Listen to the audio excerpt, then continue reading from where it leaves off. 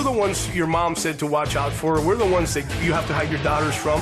Everybody's going to want to be an outlaw biker. Labeled by authorities as the most vicious outlaw biker gang in the country. Bottom line is I will be your best friend or your worst enemy. If you step on my toes and don't apologize, I'm going to confront you. They are the Mongols, and they're like no other gang.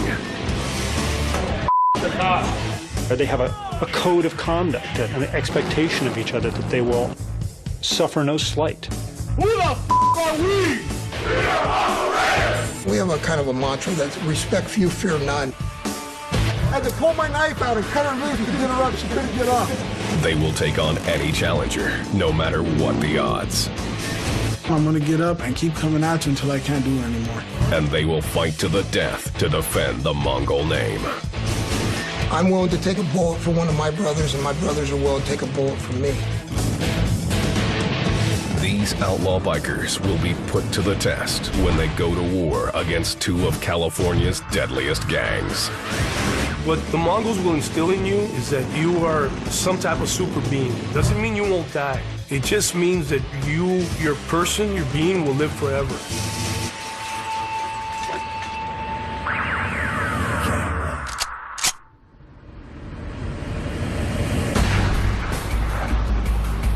Commerce, California, November 1999. 7 miles east of Los Angeles, 42-year-old Daniel Herrera went looking for his wife at Niños, a local bar. He found her inside, hanging out with members of the Mongols Motorcycle Club, or Mongols MC, and ordered her to come home with him. But Herrera's wife wasn't ready to leave. Los Angeles DA Max Huntsman prosecuted the case. He used an expletive and said something offensive to the Mongols in the course of arguing with his wife. The Mongols got upset about that. It didn't matter to them that Herrera, a father of 3, had no gang affiliation. He crossed the line of no return when he'd insulted them. There is something worse than death, and that is disrespect. I don't care if you give me respect because you fear me or because you like me, but I want respect, and I'm going to get it in one way or another. To pay the price for his disrespect, Herrera would come face to face with the Mongols' brutality. Several Mongols, led by Adrian Gutierrez, chased Herrera outside the bar. They cornered him in an alley and savagely beat him. Gutierrez dealt the final blow, digging a knife into Herrera's back until he drew his last breath. It was particularly brutal. It wasn't just a quick stab wound and they run away or something. It was multiple gang members beating him in multiple places over a fairly long period of time. The crime bore all the hallmarks of a classic Mongols attack: spontaneous, merciless, and deadly. What makes the difference between an outlaw biker and some of these other groups, I think, is to the extent that you will defend yourself. With only an estimated 1,000 members across the country, the Mongols are a relatively small organization. What they lack in numbers, they make up for in bravado and ruthlessness. Being a Mongol is like having a power greater than you could ever imagine. We're not trying to be choir boys. We're not trying to be Boy Scouts. I mean, we are what everybody fears. Members say they belong not to a gang, but a Mongol nation. And they pledge the highest form of loyalty and self-sacrifice to each other. Roger Pinney was a national president and one of the original Mongols.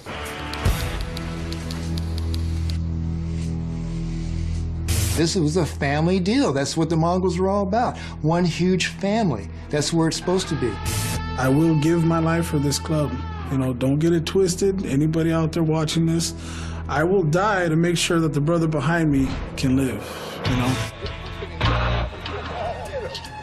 Formed as an Hispanic alternative to white motorcycle gangs like the Hells Angels, the Mongols have established multi-million-dollar drug smuggling rings, competing with their rivals for a cut of the cocaine and methamphetamine trade.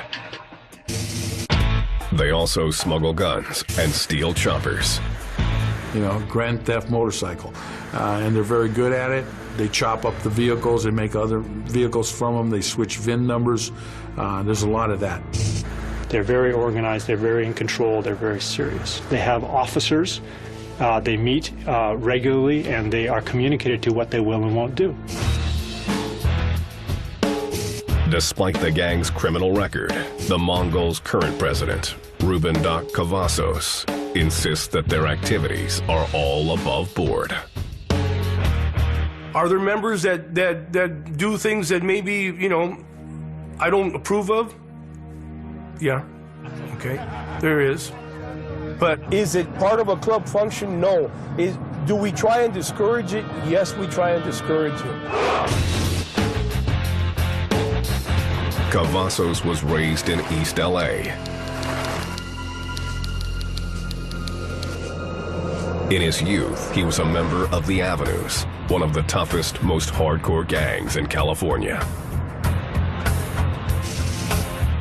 The Avenues are part of a large coalition of Southern California Hispanic gangs known as Sureños.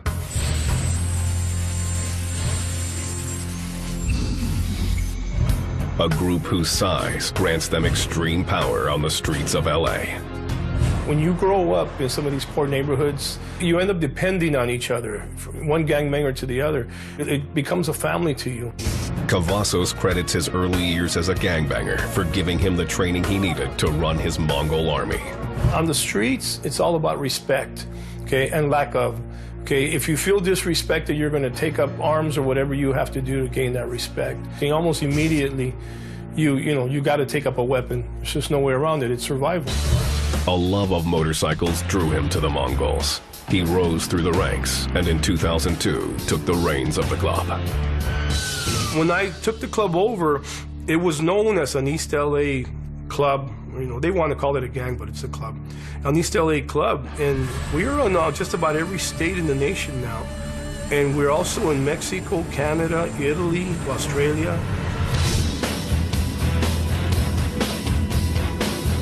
As national president, Cavazos began a recruitment drive, bringing Sureño gang members into the Mongols in order to bolster their ranks. They weren't necessarily as motorcycle-oriented, but they were violent-oriented. So they made good soldiers within the gang and good bodyguards and good criminals. But many of these Sureños were already controlled by the Mexican Mafia, known on the streets as La M.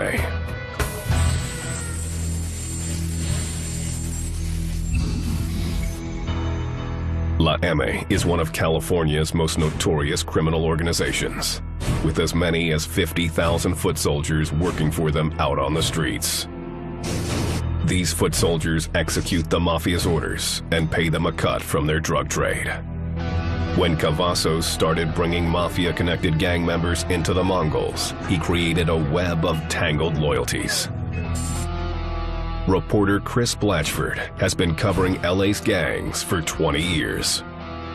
And there was some question, well, you know, whose side are you on? I mean, that's when the violence started. January 2004. The trouble began in Rosemead, California, a small town 11 miles east of LA. La Sangra, a gang loyal to the Mexican Mafia, was running a methamphetamine lab out of a motel room. Profits from the operation were going to the Mafia. Several Mongols who were staying at the same motel let their curiosity get the best of them when they walked by the room.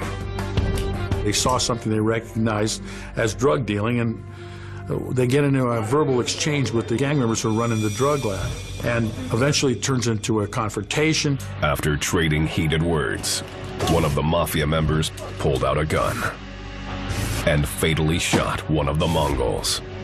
Police quickly descended on the motel, uncovering the meth lab. The incident infuriated Mexican Mafia leaders, who lost $10,000 in the bust. They demanded that the Mongols cover their lost earnings. Mexican Mafia felt that that was an insult to them, that they had lost money had the drug dealing not been compromised, and so they told the Mongols, "You owe us some money." Not only did the Mafia order the Mongols to pay for the lost lab, they issued a bigger, sweeping demand. Because many of the new recruits working part-time for the Mongols had ties to the Mexican Mafia, the Mafia demanded a percentage of all the Mongols' drug sales. They see these other Latino kids joining the Mongols as people who have affiliation towards them. The Mexican Mafia went, wait a minute, you're selling drugs and you're working with the Mongols and you're kicking back money to the Mongols? The Mongols are going to pay us a drug tax. A representative from the Mexican Mafia paid a visit to the Mongols' president, Doc Cavazos. And he says to me, well, you guys need to pay your tío, which is uncle in Spanish. And I said, well, I'm not giving my tío anything. I explained to him that's not what we're about and that we are not giving up a penny. Cavazos later called together his Mongol army to take a vote that would determine the gang's fate. I asked him, what do you want to do? Meaning, do you want to pay them? How do you want to handle this? All at once, they just scream, no, we're not paying them. When they stand up in unity and say, we'll go to war, it's really something, because they mean it.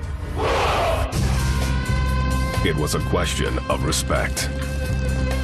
Authorities believed it would be a bloodbath. The Mongols, they don't control the whole system the way the Mexican Mafia does. And the Mexican Mafia is very patient and will wait until its opportunity arises, and then, a lot of people will die. The Mongols vowed they would never surrender. And to let you know that a Mongol will always win. A Mongol will always come out on top. I will not lose. If I'm down, I'm going to get up and keep coming at you until I can't do it anymore.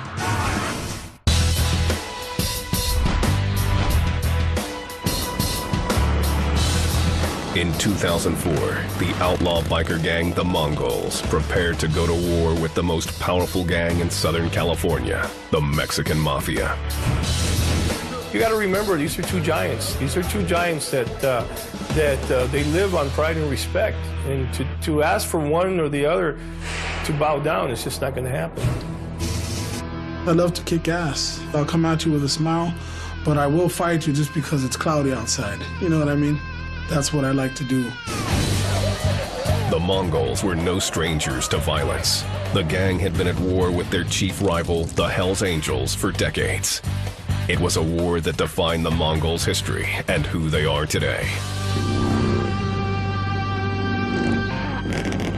The Mongols motorcycle gang originated in Montebello, California in 1970, naming themselves after the legendary army of conquerors led by Genghis Khan. In spite of their name, the Mongols had humble beginnings. Barred from joining the Hells Angels due to their Hispanic heritage, a half dozen came together to form the gang. The original credo of the Mongols that they were guys riding Harleys. That's really the genesis of it. Like many of the original Mongols, former President Roger Penny was a Vietnam veteran. Most of us had post-traumatic stress, but we didn't want to admit it because we wanted to forget about it, and we were like disgraced. We were spit on when we came back in the airport. We were looking for a niche. A lot of these people haven't got families, so it's a family.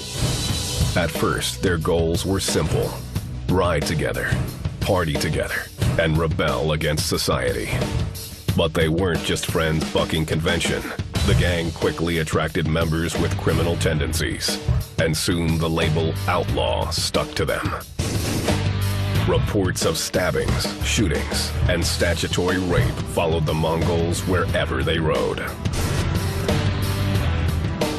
As they grew in numbers, the Mongols began to encroach on the Northern California territory of the Hells Angels. Soon, these disaffected war veterans traded one battlefield for another as they went to war over turf with the Angels. It was a fight that started over a black and white patch. A Mongol's proudest possession is a patch displaying their club colors.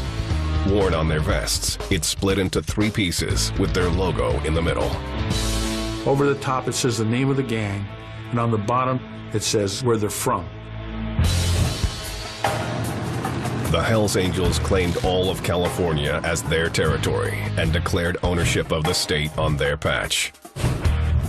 Starting in the early 1970s, the Mongols also wanted to claim California and put the state name on their patch. The move infuriated the Hells Angels. Well, the Hells Angels came to the Mongols and said, you need to take it off. And obviously that didn't go well with the members of the Mongols Motorcycle Club. And they basically told them, you know, F off. That's how the first war started. Clashes between the 2 gangs escalated from barroom skirmishes into bloodier and deadlier reprisals. They're going to go from fighting on the street in drunken brawls to stabbing each other. From there, they're going to go to shooting each other, and from shooting each other, they'll go to bombing. Nothing would be off limits in the 2 gangs' fierce struggle for power. Summer 1977. The Mongols held a funeral for 2 of their own killed outside San Diego by the Hells Angels. Just before the ceremony began, someone dropped off a bouquet of red and white carnations, the Hells Angels colors. He sets them up near the deceased and proceeded down the street. Before anyone can do anything about it, the car that he had drove up in exploded. 3 Mongols were injured in the attack. 2 months later, the Angels struck again, setting off another bomb, this time in a Mongol's bike shop in Los Angeles. Somebody sent a motorcycle tire in there to have a flat fixed. Unfortunately, the only person working was the kid brother of a Mongol member. When the kid was changing the tire blew up. It blew up the whole building and killed the kid. The Mongols retaliated. At a biker bar in Lemon Grove, California, 126 miles outside LA, 4 Mongols attacked and killed a ranking member of the Angels. Soon after that, the Mongols executed a Hells Angels chapter president. The executions of 2 higher-ups in the Angels organization set off shockwaves throughout the biker communities. In a series of meetings, top leadership came together and the 2 rival gangs made a pact. The Mongols could continue to wear the California patch, but agreed they would not open any new branches in Northern California. The Angels would leave Southern California to the Mongols. After a decade of bloodshed, the brutal turf war was over. But the constant battles had drained the Mongol nation of resources, men, and morale. By the early 1990s, their ranks dwindled to about 100 members, an all-time low. The smart money was that they were on their way out. Realizing that they were on the verge of extinction, the Mongols relaxed their recruitment standards to disastrous results. In 1998, an agent with the Bureau of Alcohol, Tobacco, and Firearms was able to infiltrate the gang. For the next 2.5 years, the ATF built their case against the Mongols. In May 2000, more than 650 law enforcement agents raided the homes and offices of Mongol gang members throughout California, Colorado, Oklahoma, and Georgia. They came to everybody's house and they threw their flashbang grenades and they yanked people out of their homes and what have you. The operation nabbed 42 gang members on charges of arson, extortion, drug dealing, and murder. The raids failed to take down any of the Mongols' top leaders, and the gang was soon on the rebound, this time coming back even stronger. The ATF bust had been televised throughout Southern California, and the exposure proved to be good for Mongol recruitment. I think we almost doubled in size. It's amazing how people come to you and want to join. By 2001, the Mongols were back in business. Their rapid growth had them again looking to expand north, a move that was forbidden by their truce with the Hells Angels. We wanted to start a chapter of the Mongols in San Jose, California. The Hells Angels were claiming Northern California as all theirs. According to them, that was their territory. We were to stay out of it. The Mongols ignored the treaty and opened the branch, reigniting the two gangs' long simmering rivalry. Soon after we started the San Jose chapter, we were having these little skirmishes with the Hells Angels, little boxing matches here and there. After a while, communication was cut off, okay? When one side no longer wants to negotiate or speak, you can bet there's trouble coming. Laughlin, Nevada, April 27, 2002. Tens of thousands of bikers from across the country descended on this casino town on the Arizona-Nevada border for the annual Laughlin River Run. The Mongols and the Hells Angels had arrived in full force, but were keeping a safe distance from each other, staying at hotels on opposite ends of the Strip. Until the night of April 27th, when the Hells Angels came looking for a fight. A group of angels went to drink at Harrah's, the Mongols' hotel. The casino's surveillance camera caught their entrance on videotape. Roger Pinney, the acting president of the Mongols, was on the casino floor with then Sergeant-at-Arms Ruben Doc Cavazos and dozens of Mongol foot soldiers. I went over to Doc and I says, we need to defuse this problem before it happens, and he said, I think it's already too late. According to Pinney, hoping he could ease the tension, he ventured into the swarm of angels, his every move captured on surveillance tape. And I started to make a communication which started to work, and I was talking to them, and actually we were laughing. Suddenly, one of the Hells Angels, or HAs, lunged at a Mongol across the casino floor. The two gangs erupted in a sea of violence. I grabbed a HA to pull him off another Mongol, and I was stabbed 4 times. Pinney went down, while all around him, Mongols and Hells Angels continued attacking each other with hammers, knives, bar stools, and beer bottles. Within minutes, police stormed the casino and ended the brawl. 1 Mongol and 2 Hells Angels lay dead on the casino floor, and more than a dozen were injured. With Mongol leader Roger Pinney out of commission, Ruben Doc Cavazos seized control and pushed Pinney to the side. I believed in Doc from the beginning. I was the one that helped bring him in because I believed it was his bull. And now I realize it is bull. Cavazos was now national president of the Mongols Motorcycle Club. After the bloody fight at Laughlin, Cavazos knew the Mongols were facing a new era of warfare against the Hells Angels. He needed to build up the Mongols' ranks and do it quickly.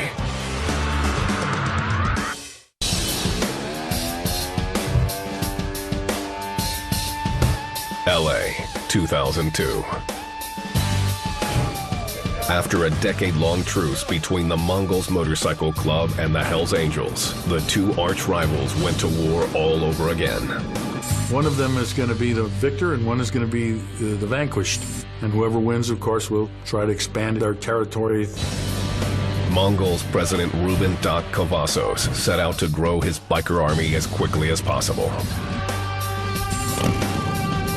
The ranks of the Mongols numbered in the hundreds, while the Hells Angels had thousands of members spread out across the nation. Outmanned by their enemies, the Mongols launched an aggressive new recruitment strategy.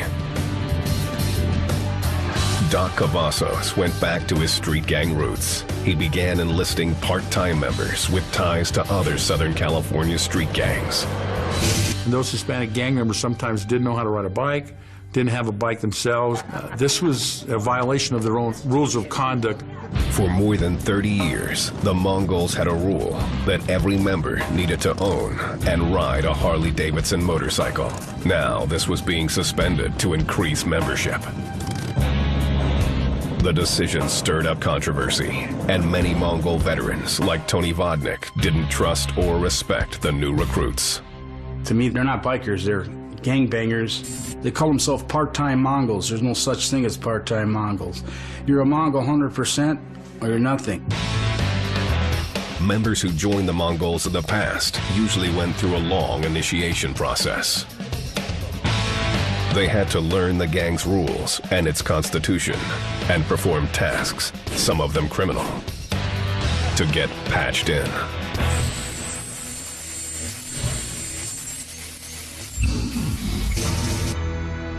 They have patches in which they are rewarded for certain kinds of behavior, and the behavior that they get a patch for is antisocial, violent, offensive behavior.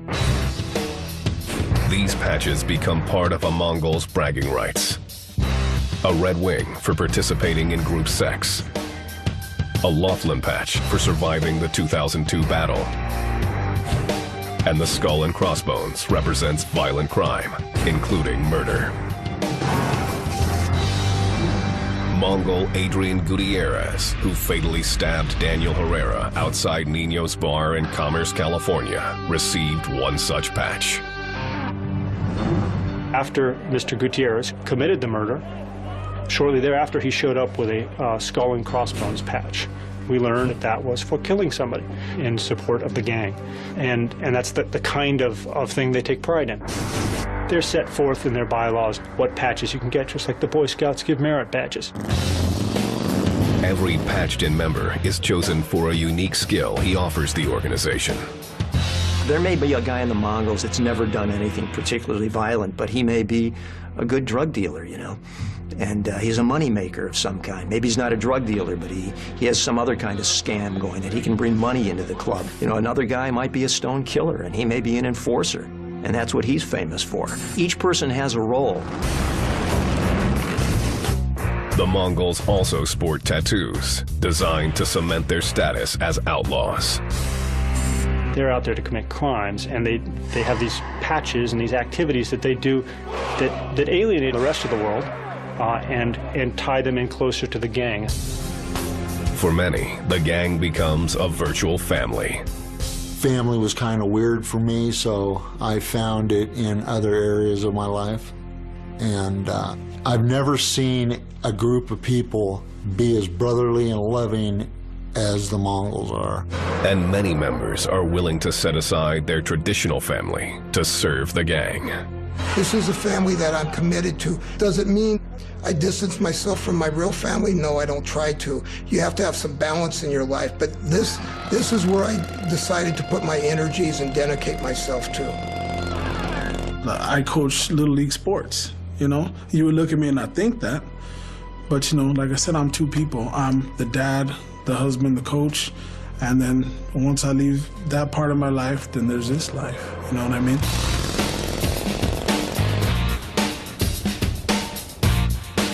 To be a Mongol requires following a strict military-like set of rules. Even with the influx of new recruits, Doc Cavazos insists that the membership guidelines remain mostly the same. We dictate what you're allowed to wear on your vest and what you're not. We dictate the type of shoes that you can wear, the way you stand, the way you act in public, even your face. You used to have what was called a war face, and that was your face in public. The meaner, the harder you looked, the less chance there was of somebody making a move, a violent move on you. Just like the Army takes people and tries to get them to change their life view, and the Mongols try to get you to change your life view and become a Mongol. Who the f*** are we? We are Mongol Raiders, the Raiders of the Night! Once inside, the gang follows a strict chain of command, with the president and vice president at the top of the organization. Underneath the leaders, there is a secretary, treasurer, and a sergeant-at-arms, followed by other specialized positions. I'm what they call a club enforcer. When there's people out there who don't really agree with what has to be taken care of, I make sure that they agree with it. I don't take no for an answer. Doc Cavazos leads his men like an army at war. He keeps frontline units at the ready for any crisis. We have response teams that are standing by in case there's a problem in any bar or restaurant. If there's a problem, they are to go in there and either save the member that's in trouble or else eliminate everybody who's caused them his death, okay, if that's the case. Cavazos also runs an intelligence unit that gathers information about rival gangs. I'll dress differently, and when the Mongols are headed to a bike function, I would enter it ahead of time, and I will mingle. And I will mingle and find out who's there, what clubs, what people. And I will not let on that I'm a Mongol. It's part of our intelligence. So it's very much like the military. The gang also uses a coded language. After one murder, the Mongols issued an internal alert to evade the police. They put out what's called a Code 55.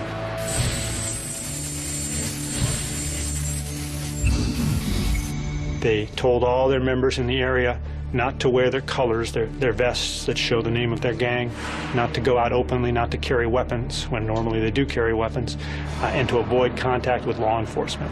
That's the kind of organized criminal enterprise that allows them to function in the way they do. At the core of the Mongols' organization is the credo that every member must live by. It doesn't matter who you are, we don't fear you, okay? And basically, the idea of training these Mongols, recruiting them and what have you, is for them to live by that. They should fear no one, you know, not even death. From 2002 to 2004, Doc Cavazos' recruitment strategy dramatically increased the gang's membership. Gotta love them. There were now several hundred Mongols operating on the streets of California. But these new members would put the gang's future in jeopardy and pit the Mongols in a life and death struggle with the mighty Mexican Mafia.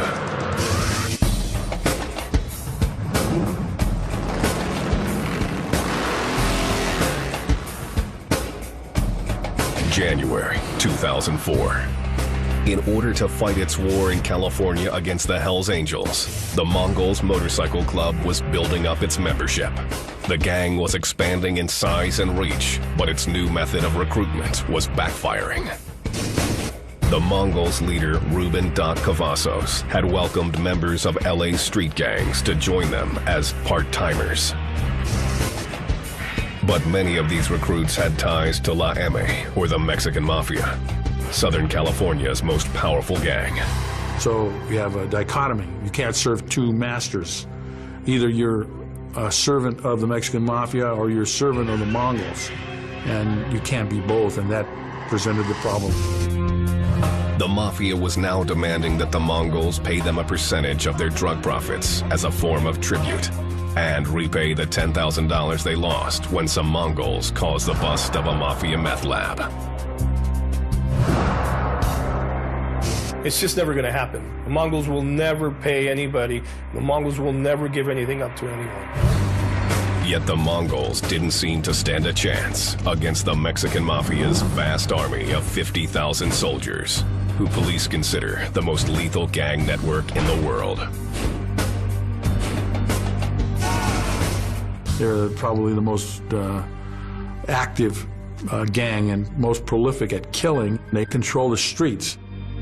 Authorities learned about the imminent war and, hoping to settle tensions without a body count, tried to warn Doc Cavazos to back down. Sheriffs used to pull up in front of my house and they used to say, "What are you going to do now, Doc?" You know, meaning, man, you guys, this is going to get ugly, this is going to get serious. And I used to almost be disgusted in that question. What do you think I'm going to do? You know, we're going to stand our ground. We're going to tell them all, screw you. After a series of meetings between the Mongols and the Mexican Mafia fell apart, both sides prepared for war.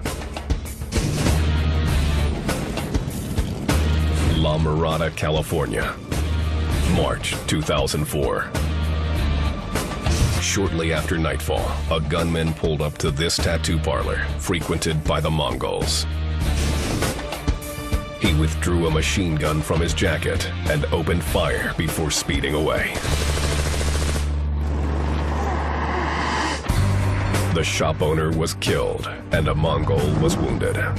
The Mexican Mafia had drawn first blood and things quickly heated up. If you shoot one of our guys off his bike, we're going to come at you with everything we have. Whatever it takes. Wherever your imagination can go. I would be a soldier for this club no matter what. The Mongols became targets everywhere they went, and gun battles erupted all over East LA. We would be on the freeway, and a black SUV would get on up ahead of us, and when they'd pull up next to us, it would open fire on the motorcycle. There's people shooting at you. There's people trying to, throw you off the road, throw you off your bike. And we gave it back to them. I mean, I got to tell you, I'm not acting like we're just the victims. We're not. When the time came, we gave it back to them. The attacks hit closer and closer to home until the Mongols' own headquarters turned into a battle zone. Our clubhouse would be constant shootouts. It was like the Wild West. Somebody would drive in there. We had one guy drove right in there on a bicycle, on a mountain bike, and opened up on the clubhouse with a fully automatic. Meanwhile, the Mongols were still embroiled in another war with their arch rivals, the Hells Angels, or HAs. The Angels ramped up their own attacks, and Doc Cavazos dodged assassination attempts by both groups. We had members of the club who would come to my house and start my car up for me because they were afraid I was going to be blown up.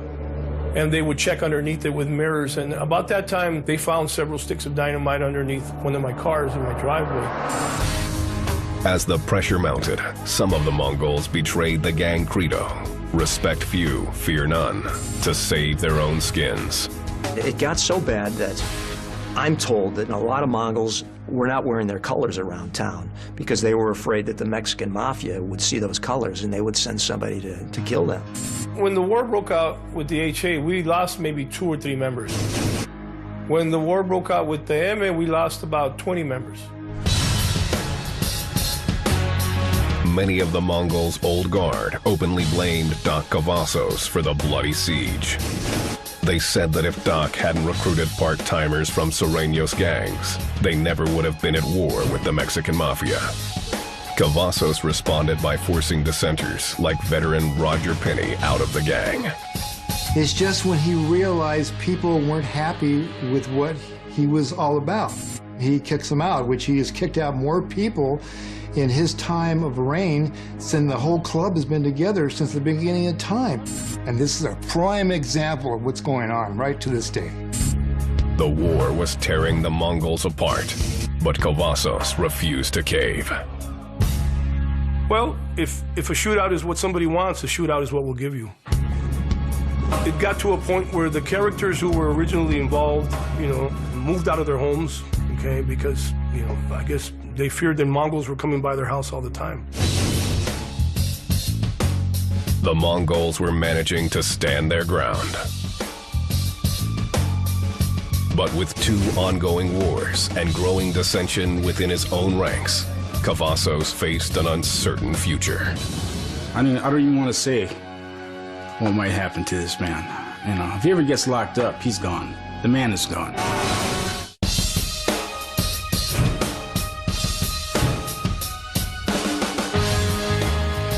The Mongols were holding their own in a 2-fronted war with the Hells Angels and the Mexican Mafia. By December 2004, the Mafia was looking for an end to their conflict with the Mongols.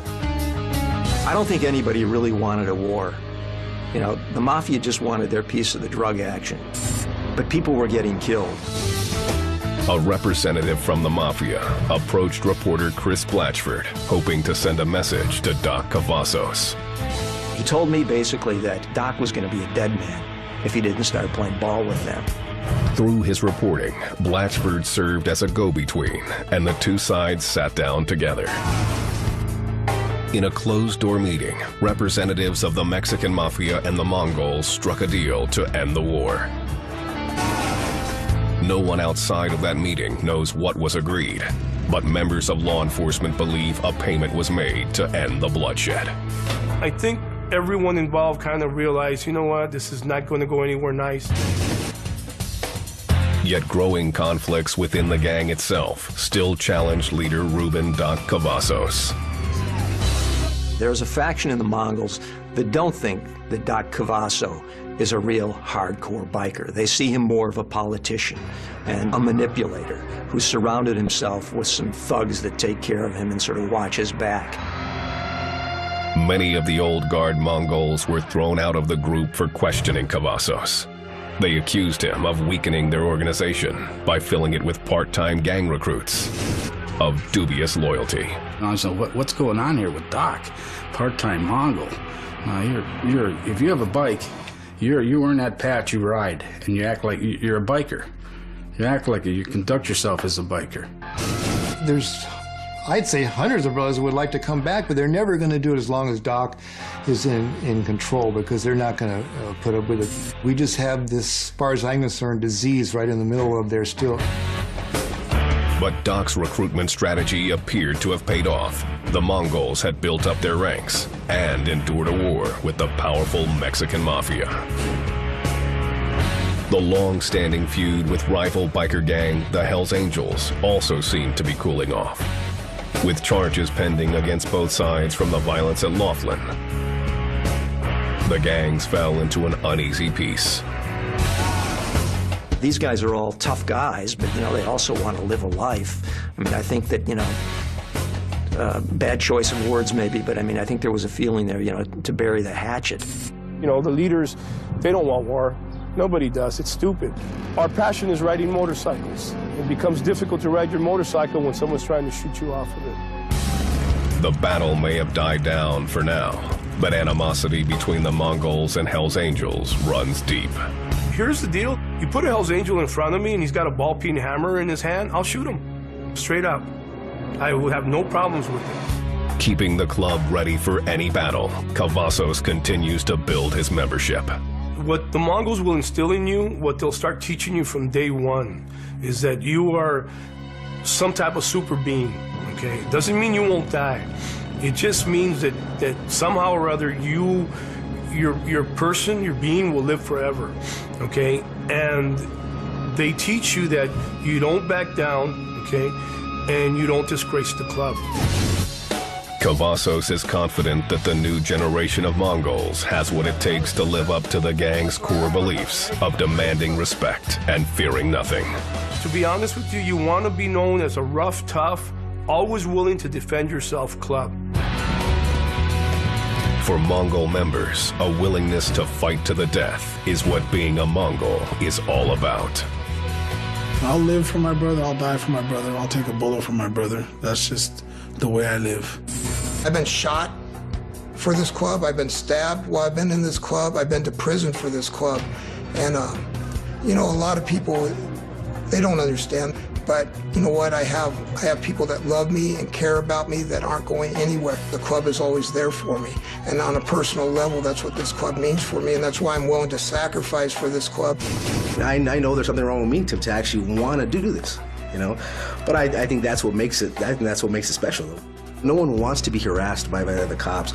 No one wants to be shot at. No one wants to be assassinated. No one wants all that. So there has to be something inside you to be here, you know? Even with the danger involved, the appeal of the gang shows no signs of letting up.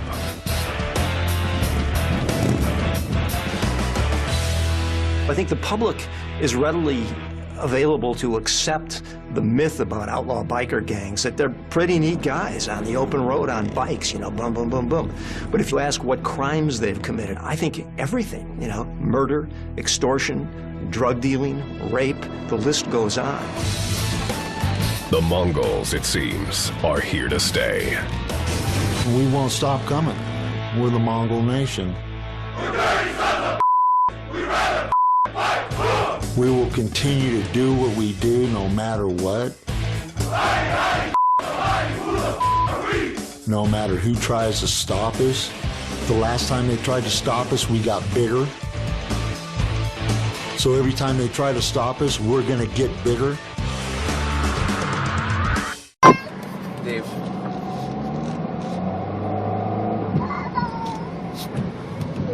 There's a bunch over here. Bunch over here.